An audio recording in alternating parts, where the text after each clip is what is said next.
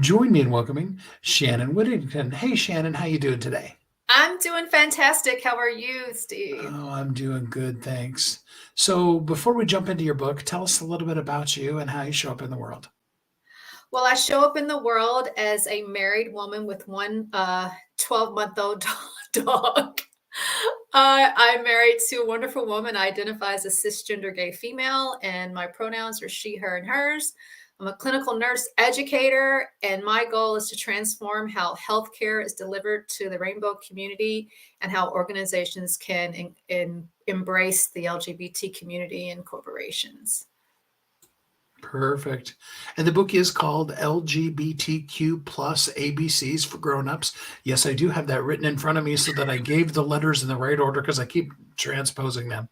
And I noticed this has nothing to do with your book, but I wanted to ask this one first. There's also the IA and a couple other letters for the titling of the book. Why did you choose to just go with the main ones? Oh, like to stop at the plus. Yeah. Because it can just go on infinitum, LGBTQIA2SP. It's like that's kind of long for the title. So the plus kind of covers the other letters. And I have to say, you did a great job because a lot of people get those letters confused. In fact, my mom says, how would you talk if you didn't have the alphabet? I was like, Mother, that's a really good question. Well, and that's why I have it here in front of me is because I have transposed them when I've been practicing trying to say it right. So, Good job. we'll just get through it. I mean, worst case scenario, when in doubt, read the letters. Yes, absolutely. So, and I love that it's ABCs because often, it's referred to as, the alphabet group, so, um, but ABCs for grown-ups, and specifically when you start talking about, like you said, with nursing and healthcare and businesses, you want to help them be able to know how to really appropriately and effectively deal with people who identify as whatever they identify as. What are some of the really basic ABCs that most corporations don't know, but they really should? Well, I think it's very important for them to know that even though we have these letters which identify us, like the L stands for lesbian, which is how I identify, but I also identify as gay.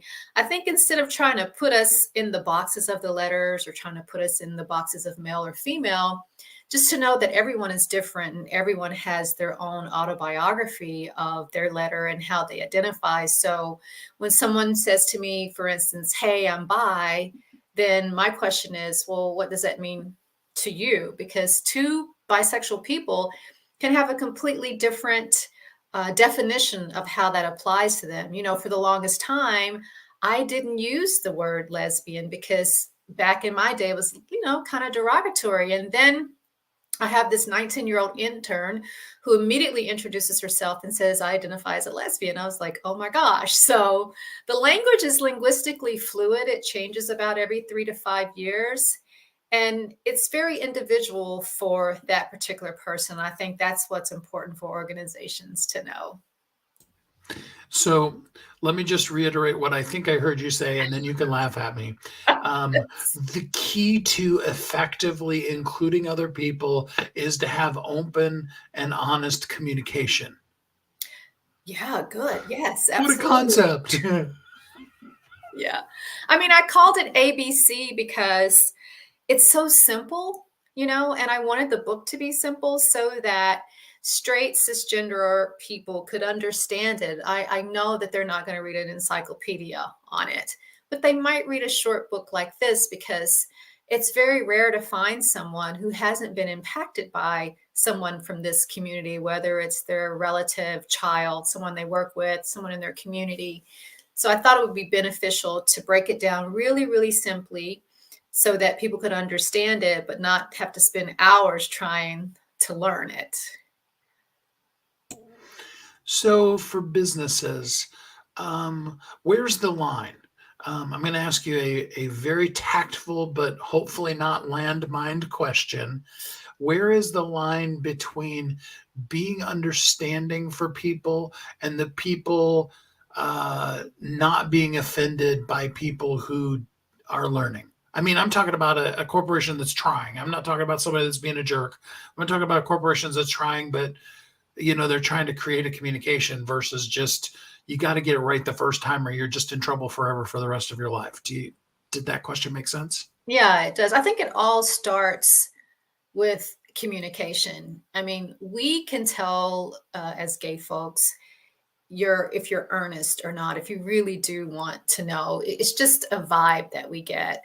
So I think when organizations can really know and understand that it's really in how they communicate. I work with organizations. Just today I was on the phone with an organization and they're starting from ground zero. They haven't had any training whatsoever. They want to make sure they don't offend. They just kind of want to put the information out there and let it slowly start to marinate with their company. Whereas another company I'm working with, this is probably like the 5th training they've had in this because they recognize how important it is. So I think it really boils down to effective communication, knowing what to say, what not to say, how to recover if you say the wrong thing. Like, so many people are afraid of making a mistake and offending people. And I think that's one of the big things that cisgender heterosexual people deal with, because they're like, I don't want to offend. I kind of want to ask this, but is it okay to ask that? Those type of things. So for the person who wants to know, and that I think is the important part of that, how do they ask the more difficult questions in a tactful way to be able to actually get an answer and not just come off as stupid? Well, I think, like, let's say, for instance, you see someone who is wearing a dress, eyeshadow, but also has a beard, mustache, like, you're not really sure. So the first thing is, how would you like for me to address you? We said at the very beginning of the show, my name is Shannon. You said your name. How would you like for me to address you? Then the next thing is, what's your pronoun? It's really simple. How would you like to be addressed? And what's your pronoun? And use that going forward, no matter what you think it should be, because it's not what you see, what you think it should be. It's what it is to me. And even though you may not understand it, I understand that's very difficult for people to understand, some folks. At least respect it. My new idea is that there's 7+ billion people in the world, and each one of us is unique. Every one of us needs to get a letter or a symbol. How does that sound to you?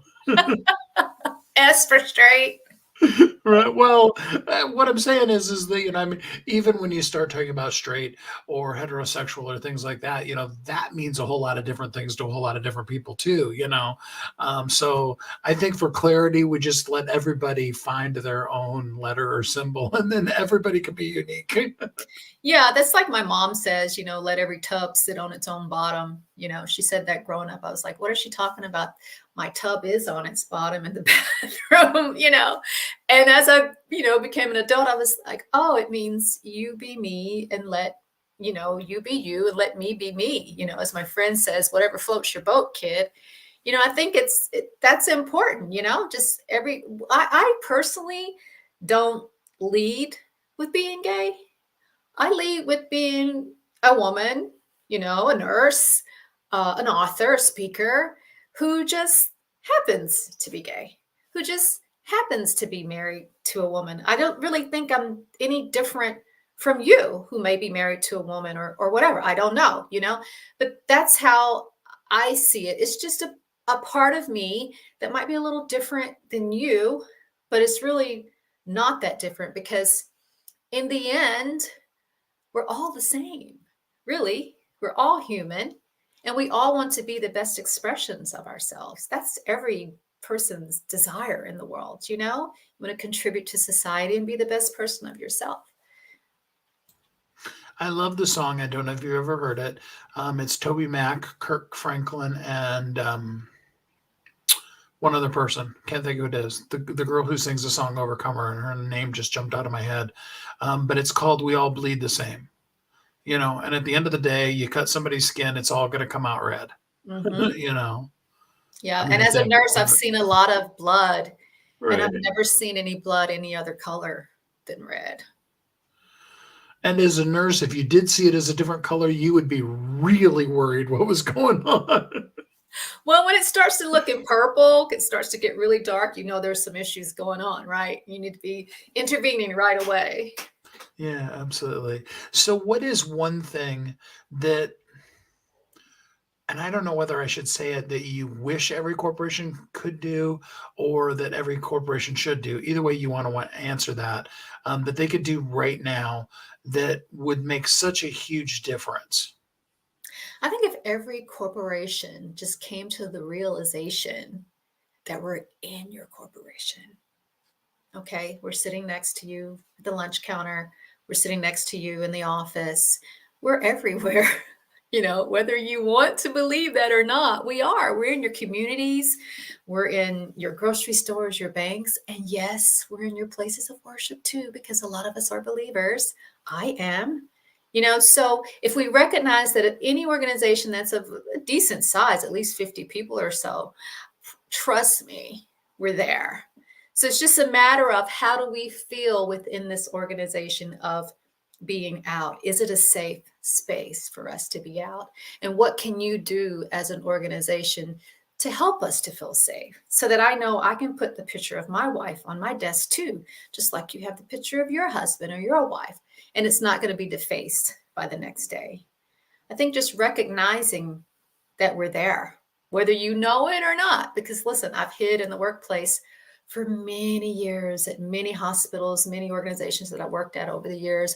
I have hidden, and it doesn't feel good, let me tell you. Then that's really good advice in general is, and whatever it is, I mean, specifically we're talking about LGBTQ plus today, but anything that a person has, we should lead with acceptance. If there is a legitimate situation, and I can't think of anything that has to do with this that would be difficult for the workplace. Like if you were wearing flip flops in a construction zone, you'd have to stop the person. But the things of who you love and stuff like that, I don't know that. I don't know. Maybe I'm just old enough that I'm like, maybe we don't need to bring that quite as much into the workplace, and we need to bring a little bit more love and acceptance into the workplace. Is that just way too old of me? I don't think so, because I don't know why we go to work and leave kindness at home. I've been trying to figure that out for the longest time. We can bring that with us, you know? There's a wonderful book. I don't know if you've ever read The Greatest Salesman in the World by Og Mandino, but I love the first scroll in that one because he says, I will face this day with love in my heart, and I will greet each person that I meet and say silently to them, I love you. And I think if we just took that approach in business, all of our businesses would do better. And I think a lot of these issues would be non-existent. I mean, I don't know, maybe I'm being naive, but that's what at least it seems like to me. Oh, I think our businesses would thrive, definitely, if we lead each day with love and acceptance. And, it's so simple. Like I'm old school, thank you, please, may I? Those kind of like, what happened to that? I don't know. But it's so simple, but it works every time. I'll even take it a step further and get really old school on you. If Okay. somebody's behind you, regardless of how they identify, hold the door for them. Whether you stand back and hold the door open for them, or you just hold the door back, so that they can do it, as opposed to letting the door slam in their face. I think we can just all agree on that level of common decency and not have to ask somebody even their pronouns before we just be nice. Oh, that's beautiful. Yes, hold the door. The book is called LGBTQ plus ABCs for Grownups. It's a great guide for businesses and other people to be able to just begin to start thinking and learning the conversation. It is written by Shannon Whittingon.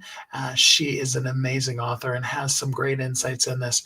And you can get the book today for free on Amazon. There's a link, and I'll drop the link in the comments for those of you that didn't see it in the description. And I would really, really love it if you would pick up the book today. Shannon, thanks so much for spending some time with us here on the show today. Thank you for having me. And when you pick up that book and read that book, please give me a review. Absolutely. If you like I even tell people, if you like the book, then give us a review. And if you have questions of book, contact Shannon and ask questions rather than asking your questions to the whole world.